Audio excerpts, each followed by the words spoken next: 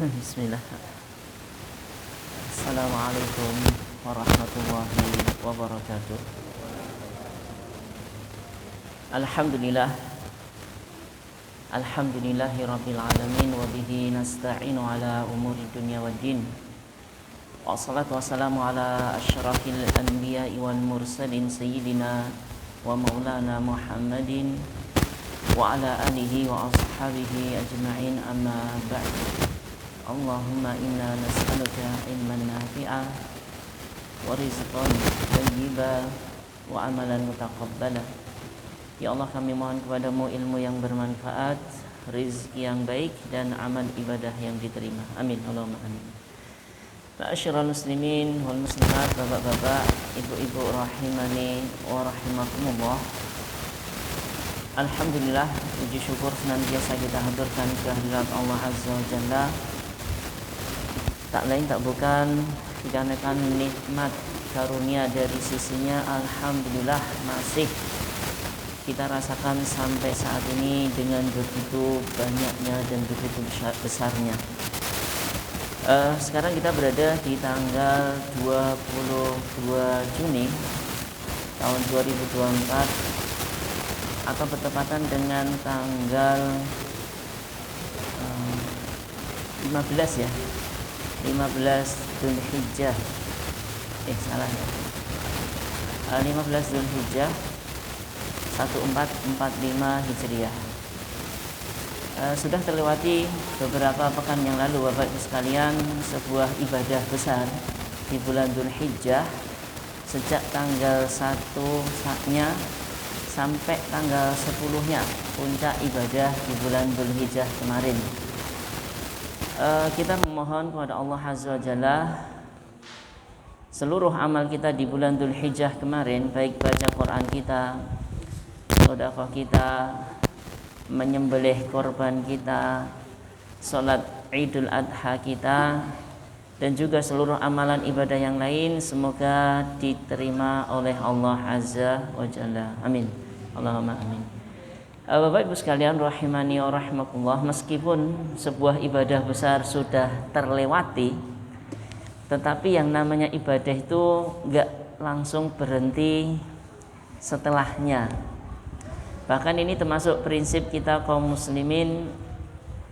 Allah Subhanahu wa taala berfirman, fa idza faragta fansab.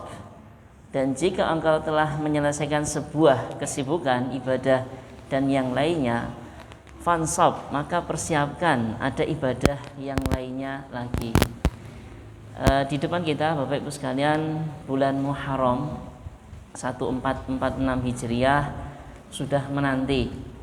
Keutamaan bulan Muharram tidak jauh besarnya dengan bulan Dzulhijjah ini. Mungkin di kesempatan yang lain akan kita sedikit singgung tentang amalan-amalan di bulan Muharram. Untuk kesempatan kali ini Bapak Ibu sekalian rahimani wa rahimakumullah, ini mungkin pertemuan terjeda agak lama ya dari saya ya, karena ada beberapa kali udzur tidak bisa menghadiri kajian rutin di hari Sabtu 2 kali kesempatan yang telah lalu. Insya Allah di kesempatan kali ini kita lanjutkan Bapak Ibu sekalian pembahasan fikih, masih dengan kitab Al-Fiqhul Muyassaru, belajar fikih secara praktis, fi dhau'il kitabi was sunnah, sesuai tuntunan Al-Quran dan Sunnah. Di pertemuan kita sebelumnya Bapak Ibu sekalian telah kita bahas satu pembahasan tentang hukum seputar sholat Jumat. Hukum seputar sholat Jumat. Hukumnya wajib bagi laki-laki, bagi perempuan sunnah. Bagi perempuan sunnah saja. Lelaki muslim merdeka balik berakal, itulah yang wajib menghadiri Jumatan, tidak sedang safar. Ini yang memenuhi kriteria hal ini, maka wajib bapak-bapak, mas-mas di sini untuk menghadapi atau untuk menghadiri sholat Jumat. Adapun bagi ibu-ibu, anak kecil, hamba sahaya, orang yang sakit atau seorang yang musafir, sholat Jumat ini tidak wajib. Tidak wajib. Kemudian waktu sholat Jumat ini seperti waktu duhur, sama persis. Tapi di sana ya ada sedikit perbedaan dengan sholat duhur karena Jumat cuma 2 rakaat, sebelumnya didahului khutbah. Hukum khutbah ini rukun ya, di antara rukun-rukun Jumat salah satunya ada khutbah mendahului sholat. Beberapa hal tentang Jumat ini sudah kita bahas kemarin. Tentang qobliyah Jumat gak ada, yang ada sholat sunnah ba'diyahnya, bisa 2, bisa 4, bisa 6 rakaat. Barang siapa yang tertinggal telat Jumatan mendapatkan 1 rakaat, maka dia cukup menembel setelah imam salam dengan 1 rakaat saja. Adapun yang tertinggal sholat Jumat 2 rakaat alias tidak mendapatkan rukuk imam di rakaat yang kedua alias telat banget, maka dia nanti menembel dengan sholat duhur, diganti dengan sholat duhur 4 rakaat. Atau kalau kemarin kita sampaikan, kalau masjid yang di sini sudah Jumatan, masjid di sana belum, mending pindah ke sana. Seperti yang kita sempat singgung kemarin, karena banyak masjid di sekitaran sini, ada yang Jumatannya duluan, ada yang agak lama. Kok di sini telat gara-gara ada udzur ya? Coba tak masjid ke sana. Wah, malah wis do mulai. Ya udah sana lagi, siapa tahu ada. Kalau sudah tidak ada ya sudah sholat duhur. Ini beberapa hal kaitannya dengan Jumatan yang kita bahas kemarin. Masih ada sunah-sunah Jumat, ya kita percepat saja. Bapak Ibu sekalian rahimani wa rahmakumullah, masih ada sedikit bab di Kitabus Shalah di buku ini. Sebelum beranjak ke kitab yang selanjutnya, Kitabuz Zakat. Salah satunya yang dibahas di sini Bapak Ibu sekalian, fi salatil khauf, tentang salat khauf. Bapak Ibu sekalian rahimani wa rahmakumullah, ini adalah udzur ketiga dari udzur-udzur yang kemarin kita bahas. Seorang mengerjakan sholat beda dengan kondisi ketika aman, baik jumlah rakaatnya ataupun tata caranya. Sholat ini dinamakan sholatul khauf, sholat dalam keadaan takut mencekam. Hukumnya gimana? Disyariatkan. Hukum sholat khauf ini disyariatkan di setiap peperangan yang mubah. Peperangan yang mubah, contohnya memerangi orang kafir, memerangi pemberontak, memerangi orang yang memerangi kita. Di dalam jenis peperangan ini disyariatkan sholat khauf.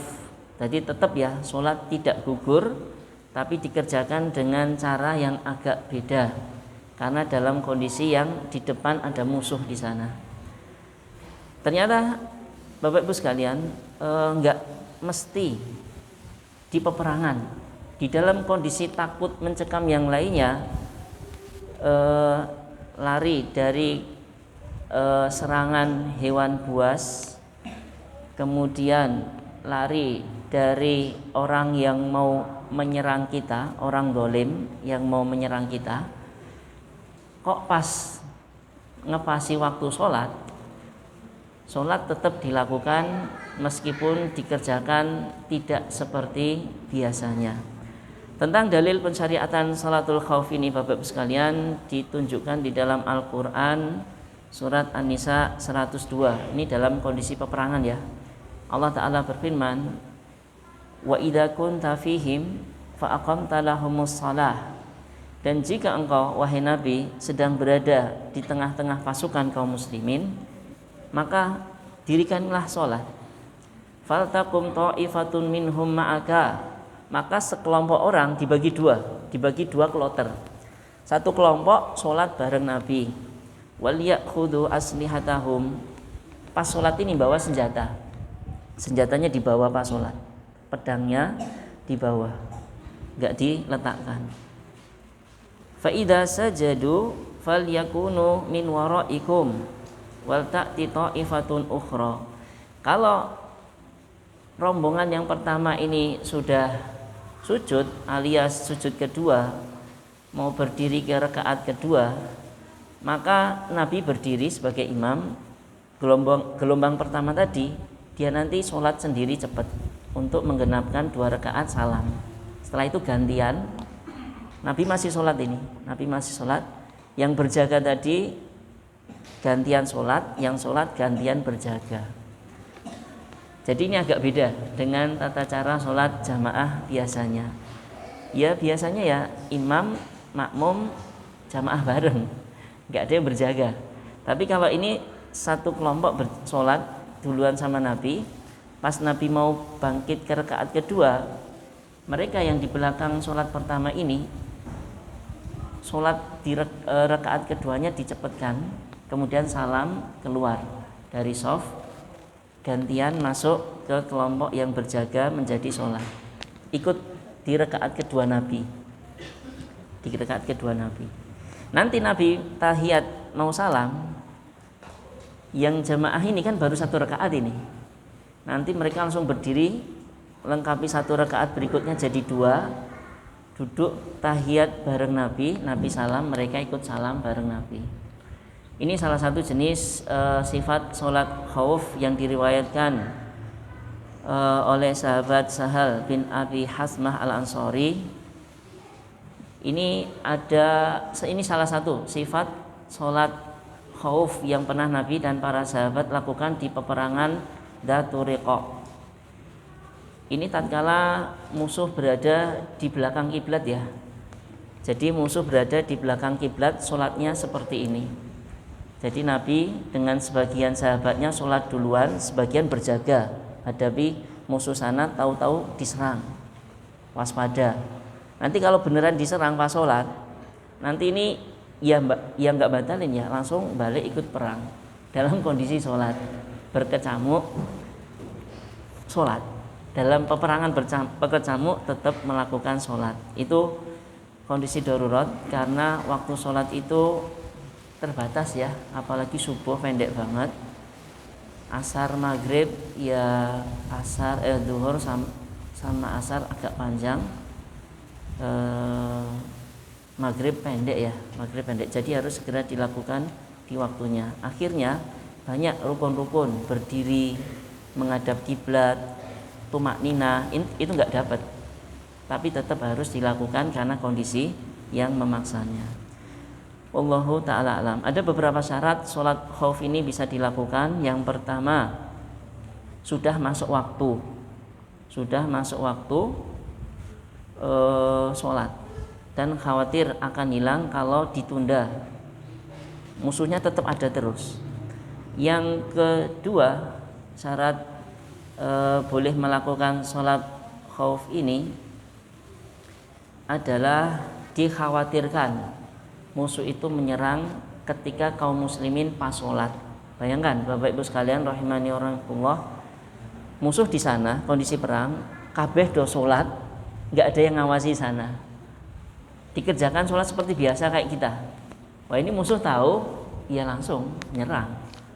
Nah ini kalau ada kekhawatiran seperti itu, maka 2 syarat terpenuhi, sholatnya agak beda seperti yang kita gambarkan tadi. 1 berjaga, 1 ikut sholat. Sholatnya diringkas ya, karena sedang safar saat itu. Yang 4 jadi 2, seperti tadi. 1 gelombang ikut rakaat pertama, Nabi berdiri, mereka sholat sendiri sampai salam selesai keluar. Gantian yang berjaga ikut rakaat kedua Nabi, mereka rakaat pertama. Nabi duduk tasyahud lama karena nunggu yang di belakang ini berdiri untuk menyempurnakan 1 rakaat lagi, sama-sama 2 duduk tasyahud.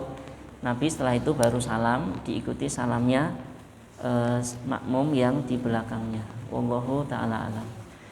Ini Bapak Ibu sekalian rahimani wa rahmatullah, ada beberapa tata cara sholat khauf yang lain tatkala musuh itu berada di arah kiblat sana. Jadi pas sholat musuhnya kelihatan di sana, di depannya sana. Ini agak beda tata cara pelaksanaannya. Ini semua dilakukan oleh Rasulullah SAW dan para sahabat ijma sepakat bahwasanya ini boleh dilakukan. Tapi alhamdulillah Bapak Ibu sekalian, di negara kita atau kondisi yang pernah kita alami saat ini aman terus, nggak ada musuh yang menyerang.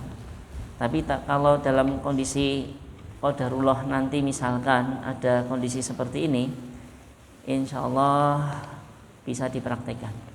Ini kita jelaskan secara cepat saja. Kemudian Bapak Ibu sekalian, kita lanjut ke bab yang berikutnya, bab yang ke-12 fi salatin idaini, tentang salat 2 hari raya. Ini kemarin baru saja kita praktekkan salat Idul Adha. Wal idani huma Idul Adha wa Idul Fitr. 2 hari raya adalah 2 hari raya Adha dan hari raya Fitr, Idul Fitri, Idul Adha atau Idul Fitri. Kedua sholat ini mengiringi ibadah yang sangat agung. Kalau Idul Fitri kaitannya dengan puasa Ramadan sebelumnya, sebulan sebelumnya. Adapun Idul Adha bertepatan dengan berakhirnya keutamaan 10 Dzulhijjah awal. 1, 2, 3, 4, 5, 6, 7, 8, 9, 10 ditutup keutamaan bulan Dzulhijjah yang awal itu dengan sholat Idul Adha. Sholat ini dinamakan Id karena berulang terus setiap tahunnya. Jadi ada ya'udu idan audan, itu artinya berulang terus setiap tahunnya. Tentang sholat berikutnya, tentang sholat, tentang hukum sholat Idul Fitri Idul Adha ini, sebagian pendapat seperti di buku ini mengatakan sholatul Id fardu kifayatin, hukumnya fardu kifayah. Maksudnya jika sebagian kaum muslimin sudah melakukannya, maka gugur kewajibannya bagi kaum muslimin yang lain. Tetapi kalau kaum muslimin di tempat itu tidak ada yang melakukan sama sekali sholat Idul Fitri Idul Adha, maka seluruh kaum muslimin di tempat itu berdosa semuanya. Ini konsekuensi fardu kifayah. Tapi ada pendapat sebagian ulama yang lain, fardu ain, wajib atas tiap individu, harus seluruh orang melakukannya.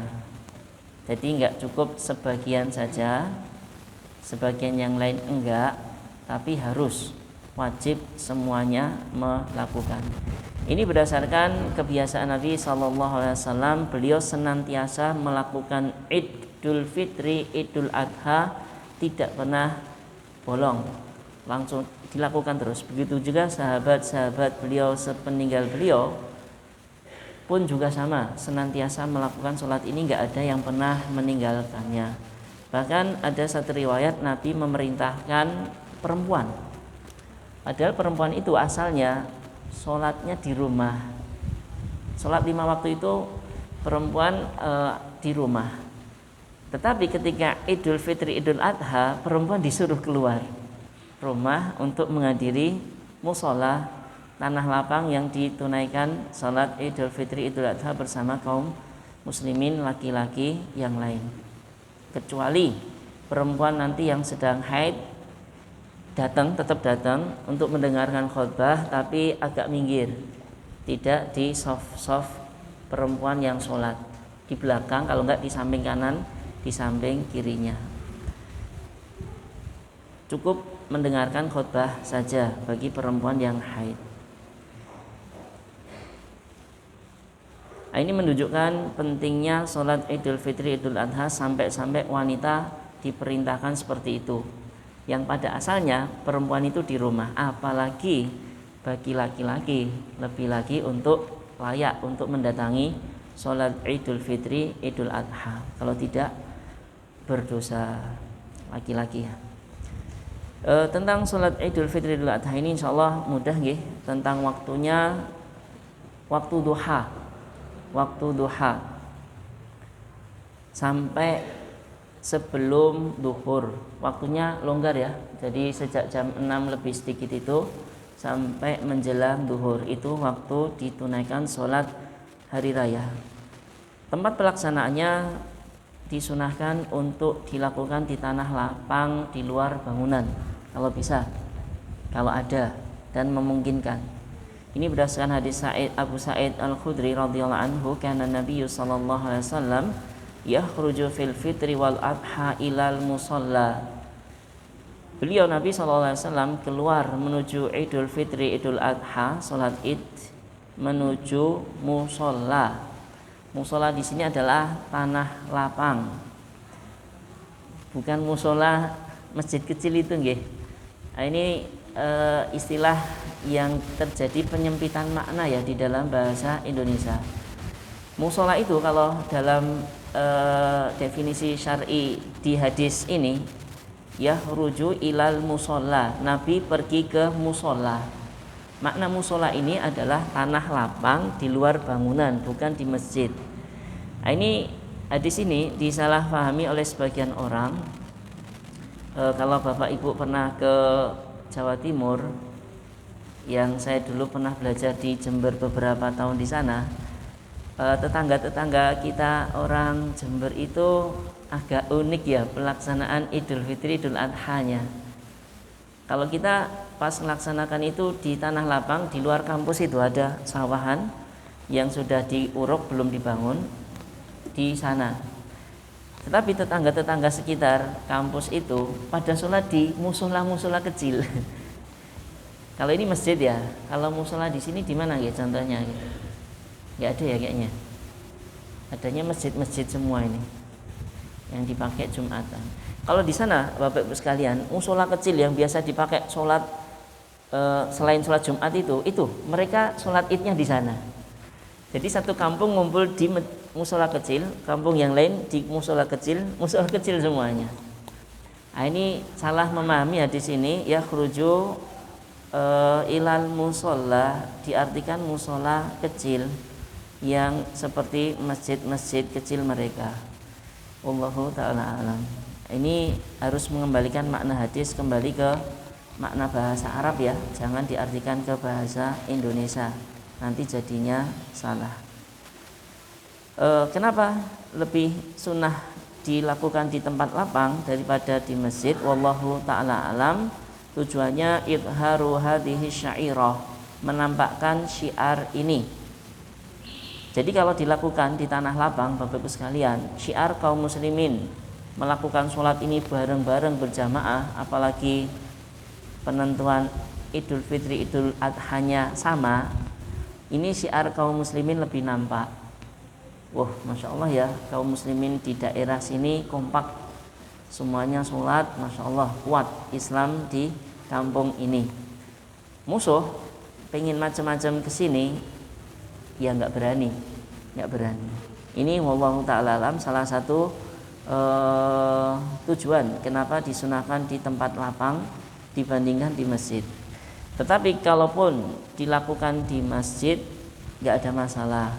Terlebih lagi kalau ada udzur hujan, angin yang kencang dan juga udzur-udzur yang lain, maka mau nggak mau harus dilakukan di masjid ya untuk lebih amannya.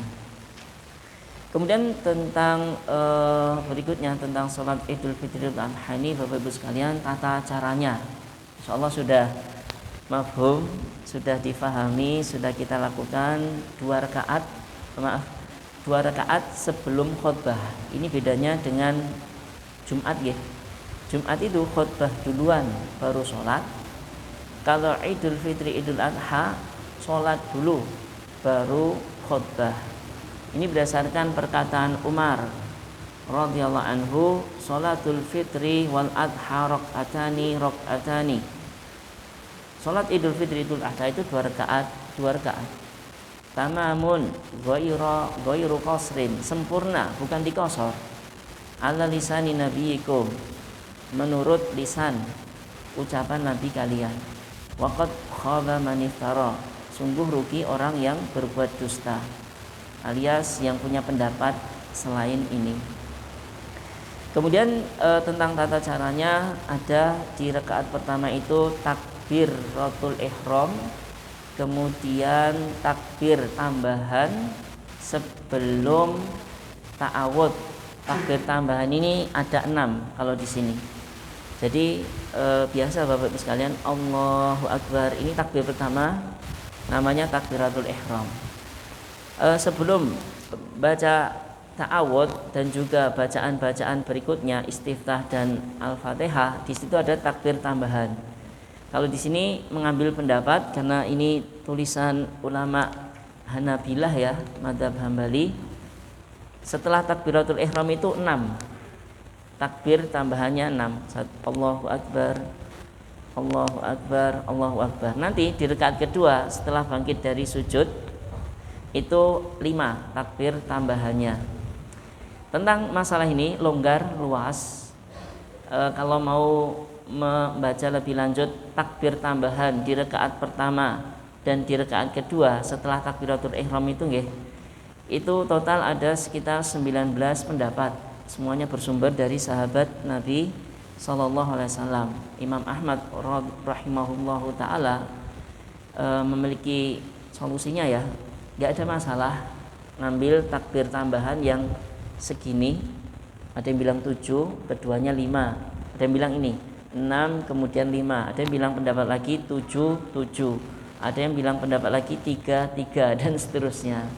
Intinya apapun pendapat tentang takbir tambahan ini, mana saja yang diambil asalkan hadisnya sahih, bisa diamalkan dari sahabat radhiyallahu anhum, maka tidak masalah.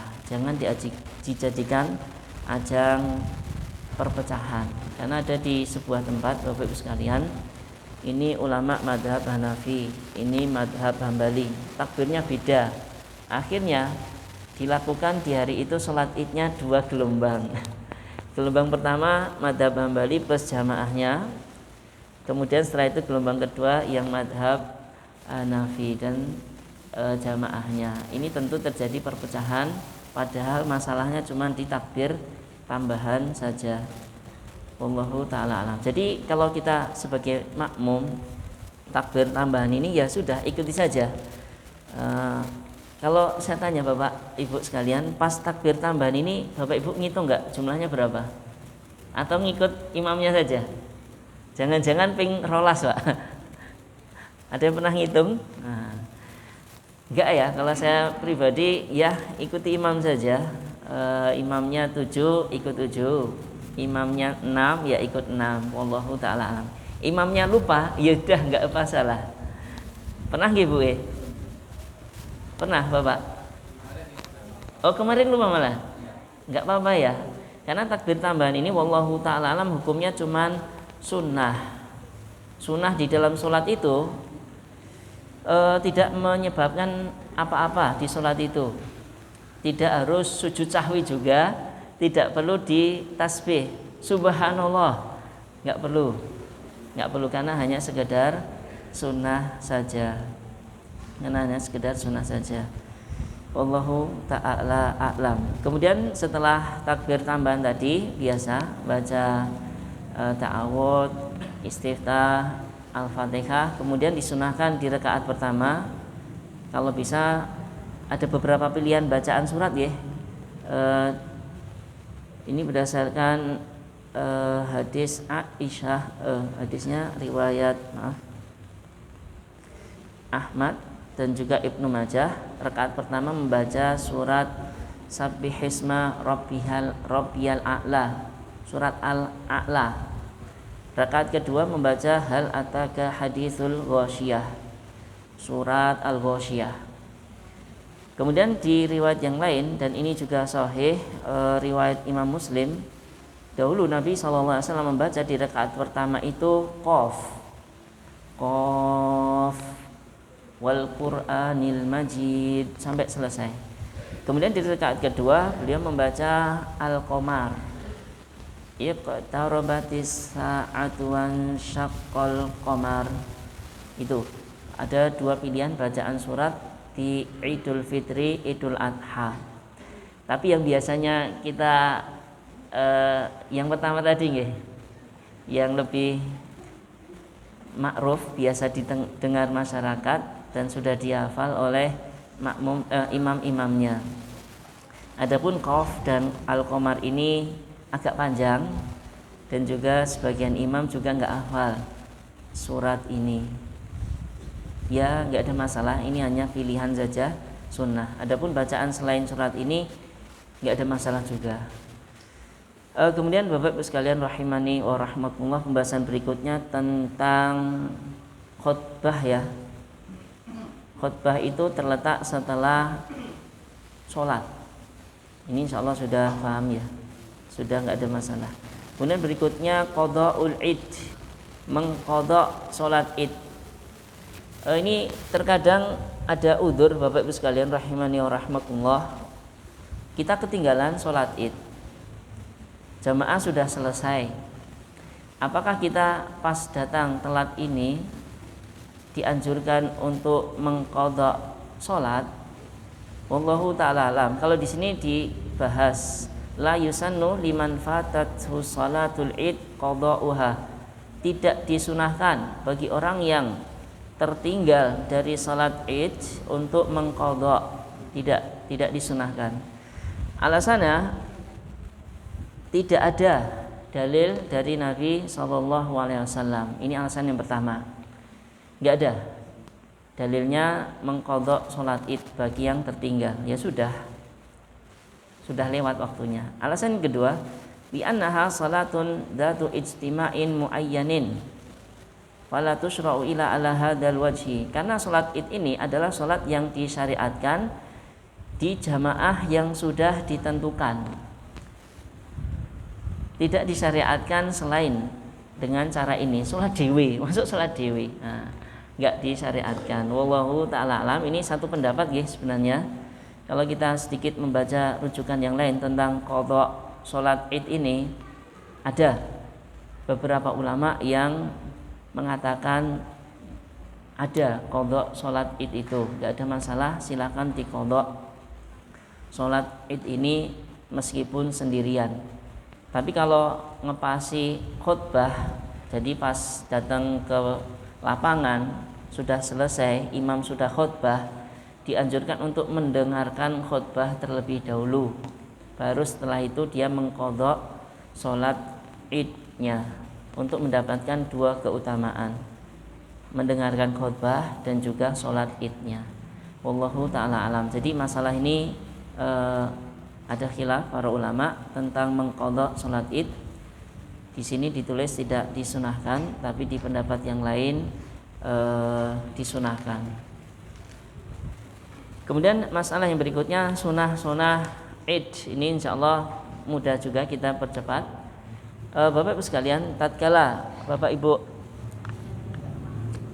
menghadiri salat id, disunahkan yang pertama, disunahkan dilakukan salat id itu di tempat lapang yang terlihat oleh masyarakat, tidak tertutup bangunan dan luas tempatnya, di luar bangunan, supaya menunjukkan syiar kaum muslimin kepada kaum yang lain. Ini yang pertama. Yang dua, disunahkan taqdimu sholatil adha. Idul Adha dipercepat sholatnya, Idul Fitri disunahkan diakhirkan. Jadi kalau Idul Adha yang kemarin itu Bapak Ibu sekalian, itu disunahkan untuk dipercepat supaya segera menyembelih, karena waktu terbatas ya, nanti malah nabrak sholat zuhur, masih ada pekerjaan nyembelih, nanti mengganggu. Jadi disunahkan sholat Idul Adha itu dipercepat.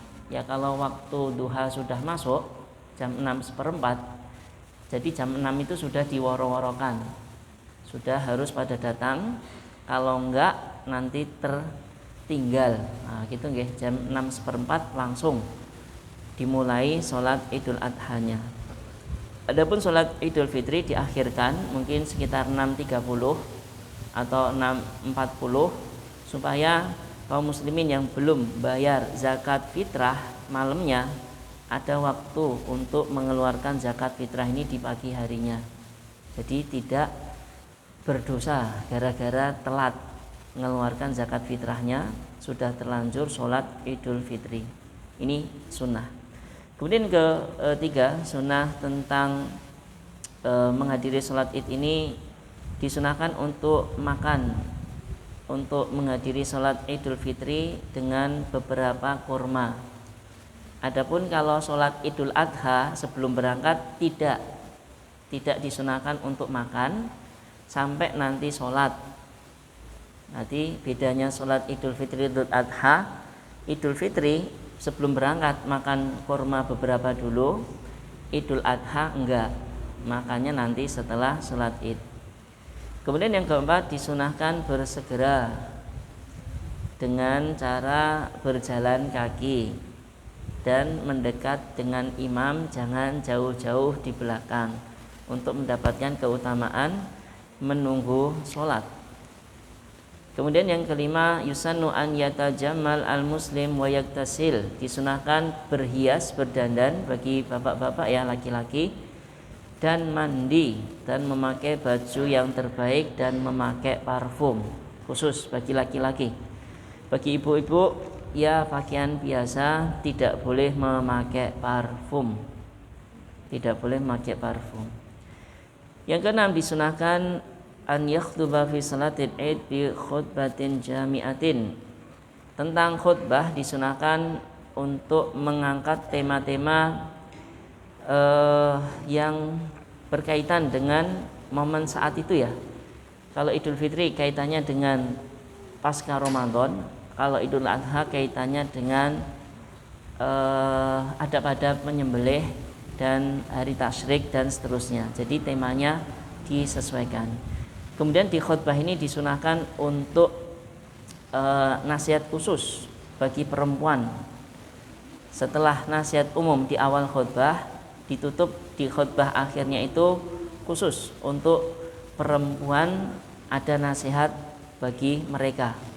Seperti nasihat untuk menjaga auratnya ketika keluar rumah, untuk memperbanyak sedekah, untuk taat kepada suaminya, dan nasihat-nasihat yang lain khusus untuk perempuan. Yang ketujuh, disunahkan untuk memperbanyak zikir, takbir, tahlil. Nah, ini insyaallah Idul Adha kemarin banyak ya takbir ini. Kalau Idul Fitri pendek takbirannya, kalau Idul Adha panjang takbirannya. Yang kedelapan, mukhalafatu thariq, mengambil jalan yang berbeda dari berangkat dan pulangnya.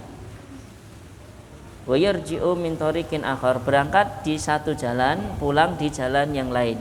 Ini berdasarkan dari Jabir radhiyallahu anhu, kana Nabi sallallahu alaihi wasallam idza kana yaumul Id khalafat thariq. Nabi tatkala salat Id, beliau membedakan jalan, alias jalan berangkat dan jalan pulang beda. Waqilah, hikmahnya dikatakan hikmah dari hal itu liyasyhadalahu at-tariqani jami'an, supaya kita enggak melewati satu jalan tok yang menjadi saksi kebaikan kita. Ada dua jalan yang menyaksikan kebaikan kita di hari itu. Jadi Bapak Ibu sekalian rahimani wa rahmakumullah, bumi, tanah yang kita injak ini Bapak Ibu sekalian, ini jadi saksi ya, kita berbuat baik, berbuat jelek. Dengan melewati jalan yang berbeda ketika berangkat dan pulang, nah ini jadi saksi kebaikannya jadi banyak. Tempat-tempat yang kita lewati ketika melakukan kebaikan ini. Ini salah satu hikmahnya. Hikmah yang lain, beda jalan itu liidhari syairatil Islam fihima, untuk menampakkan syariat Islam di kedua jalan ini. Jadi yang jalan kita lewati ada orang di sekitarnya, yang sana juga ada orang-orang. Jadi dengan lewat sini ketika berangkat, lewat sini ketika pulang, orang-orang di sekitaran jalan-jalan ini tadi lebih apa istilahnya segan, atau syiar Islam itu lebih tersebar ke masyarakat. Kalau di sana ada non muslim, maka non muslim akan semakin segan dengan kaum muslimin, tidak berani berbuat macam-macam terhadap kaum muslimin. Wallahu ta'ala alam. Kemudian yang terakhir, tidak masalah mengucapkan selamat hari raya setelah di hari itu. Ucapannya macam-macam nggih. Di sini taqabbalallahu minna wa minkum sholihal a'mal. Semoga Allah menerima dariku dan dari kalian seluruh amal soleh kita di Ramadan atau di Dzulhijjah kemarin. Atau ucapan-ucapan yang lain yang biasa di sekitar kita baca itu, minal aidin wal faizin. Semoga Allah menjadikan kita termasuk orang-orang yang kembali dan termasuk orang-orang yang menang. Minal aidin wal faizin. Atau yang lain ya, Sugeng Riyadi, kayaknya loh ya. Saya juga kurang paham bahasa Jawa ini ketika bertemu di hari raya. Di Idul Fitri boleh, di Idul Adha kemarin juga tidak masalah mengucapkan selamat seperti ini. Ini mungkin Bapak Ibu sekalian rahimani wa rahmatullah yang bisa kita bahas. Yang pertama, sholatul khauf, sholat dalam kondisi mencekam, perang, serangan musuh, dan juga kondisi mencekam yang lain. Tetap dilakukan sholat di waktunya meskipun cara mengerjakannya tidak seperti dalam kondisi aman. Bahkan ketika kondisi perang, berkecamuk, lagi medang pedang, menggal musuh, waktu sholat tiba itu harus sholat meskipun sedang perang seperti ini. Sholatul khauf seperti itu. Kalau yang dicontohkan tadi ini dalam kondisi jeda peperangan, tapi tetap waspada, siapa tahu diserang lagi. Nah, ini dilakukan jamaah seperti gelombang, 2 gelombang tadi. Wallahu ta'ala alam. Mungkin ini yang bisa kita sampaikan pada kesempatan kali ini. Sambil nunggu waktu isya, ada beberapa waktu, silahkan kalau Bapak Ibu sekalian ada yang ditanyakan.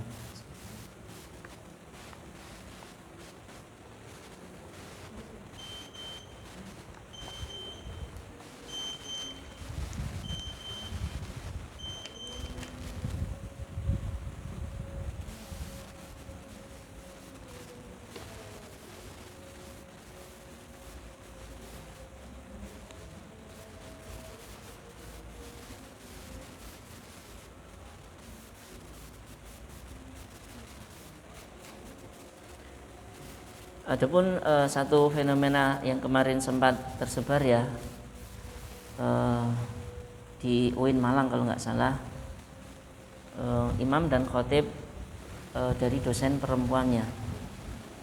Apakah boleh sholat Idul Adha, Idul Fitri ini dilakukan, diimami, dikhotbahi oleh perempuan meskipun jamaahnya perempuan ya, meskipun jamaahnya khusus perempuan? Apakah boleh dilakukan sholat Idul Adha dan Idul Fitri? Apakah disyariatkan? Jawabannya tidak disyariatkan. Perempuan disunahkan untuk pergi keluar menghadiri sholat Id bersama jamaah laki-laki di lapangan yang biasanya itu.